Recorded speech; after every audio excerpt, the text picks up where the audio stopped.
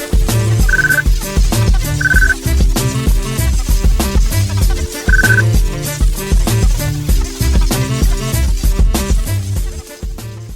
Rush Nation, Murf here. It's time for some waiver wires. It's Monday, almost the end of week 10, which means we're going to be heading into week 11, believe it or not. It's an absolute crazy time to be thinking about week 11 and everything that's going on.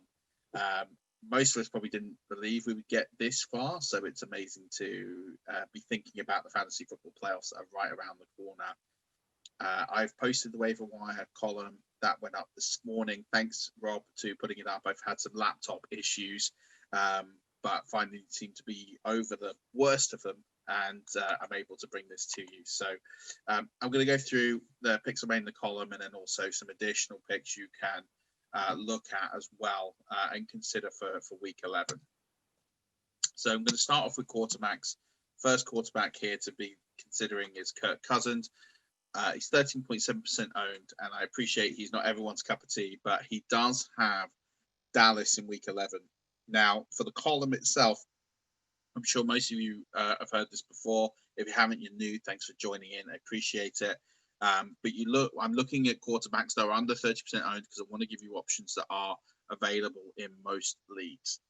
And that's really where I think you get the most value out of articles like this. But I will mention a couple in here that aren't over 30% owned. So Kirk Cousins, he hasn't played. He plays tonight. So nothing really to talk about this week.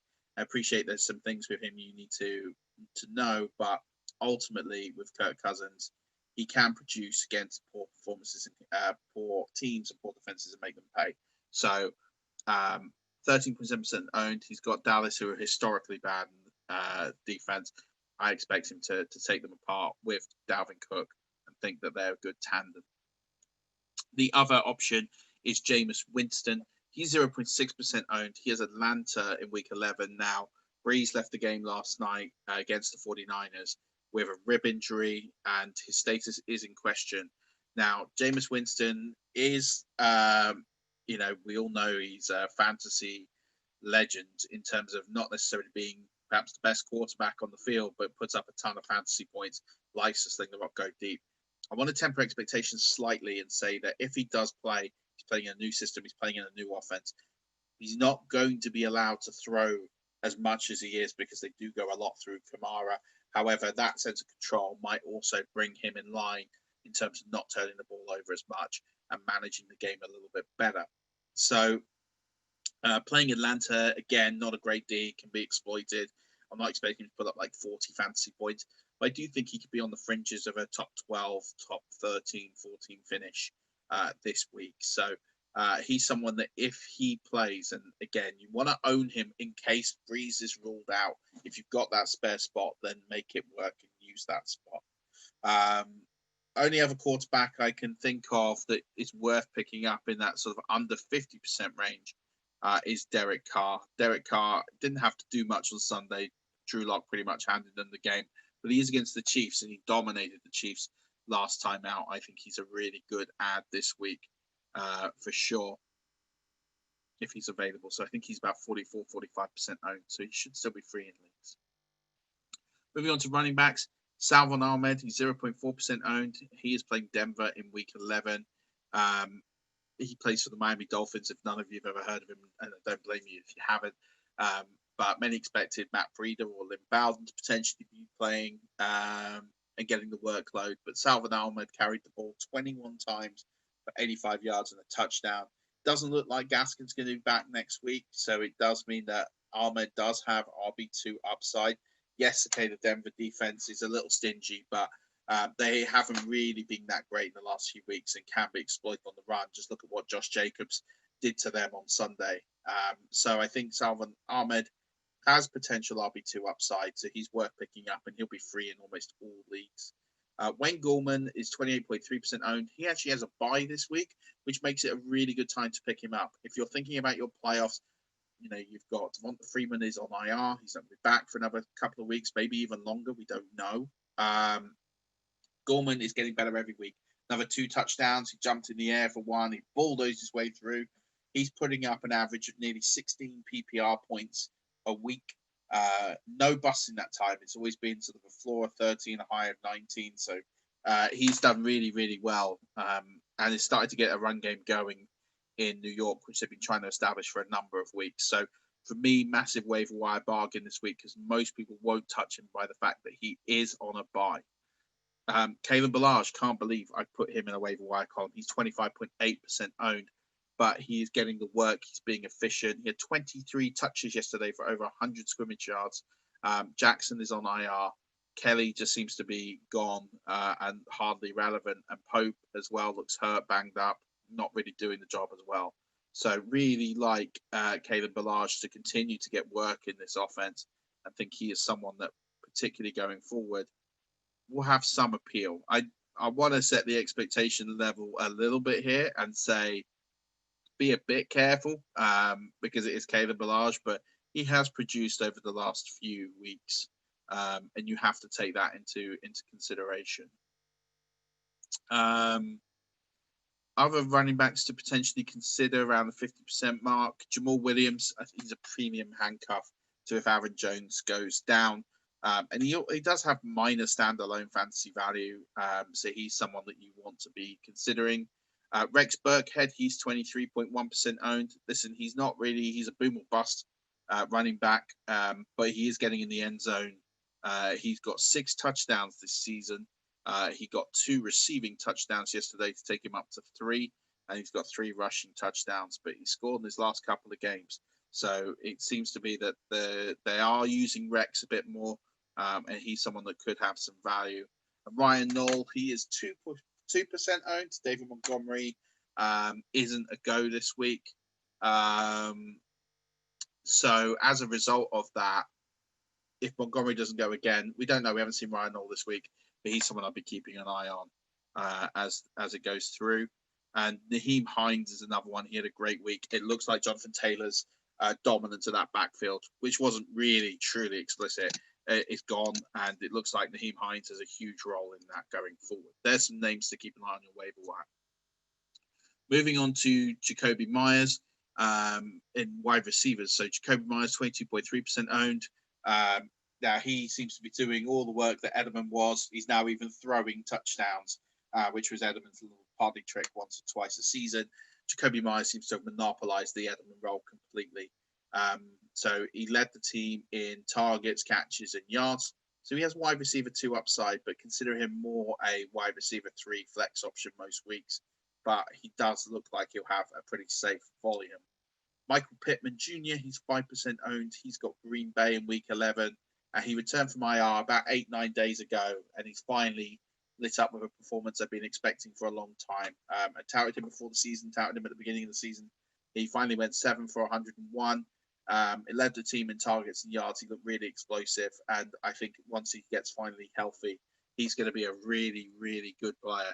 And I think they're going to, as we've seen, T.Y. Hilton hasn't done it this year. Someone needs to step up in that wide receiver room. He is one for sure that I'd really like to get something out of him. Josh Reynolds is another one. He's 2.9% owned. Now he got 8 catches for 94 yards in the Rams win against the Seahawks. So he's putting up some points right now, and he's slowly getting more and more work. He's actually gone over 12 PPR points in 3 of his last 4 games, with the Miami game, which was a bit of a disaster class from Jared Goff, being the one game he didn't. He still put up 8 there. So he's getting more and more usage in this offense, and he's someone that you should be picking up more exclusively as well. And another one is Keelan Cole Sr. He got a touchdown yesterday from a punt return, but if Laviska Shenault continues to be hurt, Keelan Cole will step in and get more work. He is 13.8% owned, and we hope that Gardner Minshew will be back shortly. Tight ends was a real mess this week. So the tight end I'm about to talk about is right now the tight end 6 for the week. And he caught 4 balls for 66 yards. And that's Logan Thomas. I've talked about him all season. 18.9% owned. I've dragged this guy's ownership up from less than 1% to 18.9% owned. He plays Cincy in week 11. Okay, 4 for 66 isn't exciting. That's his floor. That is pretty much the bottom of the barrel of where he's going to be most weeks. Maybe slightly less yardage, but he's catching 4 passes. And we're in a position now where tight ends have just gone. They just completely faded. That was good enough for the tight end 6. The guy I'm about to talk about next was, the tight end 5 for the week, and he caught 5 for 62. So we're not talking about great measures here, and that's what's really important. So Logan Thomas for me is safe as houses. I don't really like anyone else. If Dallas Goedert is free in your league still, then definitely go and grab him. But there really isn't that many great tight end options. Jimmy Graham might still be free. They're probably the only two I would consider over 30% if they're still there. But Jordan Reed is the other one. 15.6% owned. He does have a bye this week. So, again, a lot of people aren't going to go after him. And that's fine. Don't let a lot of people go after him. You grab him for cheap. He's someone that I think has tight end 1 upside on the route in with his usage. So he's someone I think could be very, very useful, even though he's got a bye. So if you've got a stash spot, you're playing, someone at tight end who's not really producing, then go with Jordan Reed, swallow the bye on the bench and see how you get on. Kicker this week is really hard.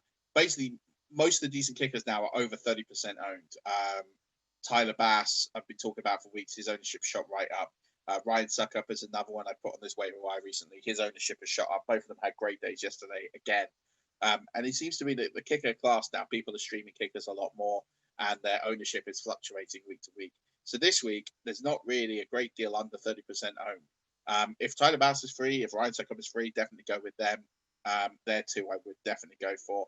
But Dan Bailey is my pick this week. He's 4% owned. I've talked about the Vikings already. Think they're going to score a lot of points against Dallas. And he's indoors. He's at home. Conditions are perfect for kicking. You don't have to worry about the weather, which you have to when you're thinking about kickers. So Dan Bailey for me, 4% owned. He should be free in most leagues. If you're struggling for a kicker this week, he's the one to go for. DST, I've struggled with this in recent weeks. I picked the Lions this week just gone, and they were again a disaster class, scoring -1 point, which might still be good enough for like a top 15, 16 finish. I need to look at the numbers to get there. But this week is a bit easier. I've gone with the Cleveland Browns. They're 16% owned, and they play Philly in week 11. Now, the Eagles are turning over the ball at an exceptional rate. They're, Carson Wentz every week is throwing picks. There's fumbles in that team. They're getting behind early in games. The Browns just completely destroyed Deshaun Watson and the Texans. And with a defensive masterclass, they, got to shoot Deshaun Watson. They applied the pressure. They didn't allow receivers to get open. And you have to look at the offenses on paper and say that Houston have a better offense than Philly. And Philly have a better defense, and that's why they won slightly more games. But that Houston offense is far more talented than the Philly offense. And I think for me, the Browns are in a great place to really wrap up Carson Wentz and put a lot of pressure on that ever so weak and injured offensive line. So I would expect the Browns to return a really positive number this week yet again, and they're my pick for DST. That will do it for the Waiver Wire podcast. Any questions, as always, please come back to me and let me know. I'm always happy to talk through some picks. I hope the extra picks I've given you in this have been really useful. But until next time, Rush Nation, keep rushing.